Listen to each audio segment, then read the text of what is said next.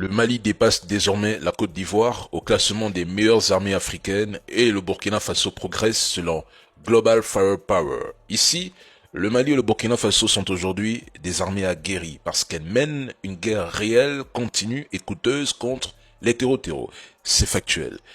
Mais ce classement, top 10 là, ou top 20, n'évalue presque jamais correctement la qualité du commandement, la corruption interne, la cohésion des troupes, le moral, la maîtrise du terrain, la doctrine de guerre, la capacité à affronter une guerre asymétrique.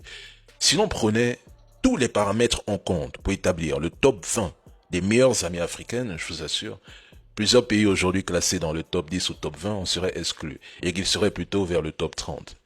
L'AES prouve qu'elle est une puissance militaire africaine, mais pour d'autres, leur puissance n'existe que sur le papier. Sur le terrain, le commandement est fragmenté. Les soldats sont parfois non payés, mal payés ou mal encadrés. Les chaînes de commandement sont poreuses. Ils sont dépendants à des alliés extérieurs, MONUSCO, AFRICOM, forces régionales, etc. Ce sont des forces numériquement supérieures et qui peuvent perdre face à un groupe plus petit, mais mieux organisé.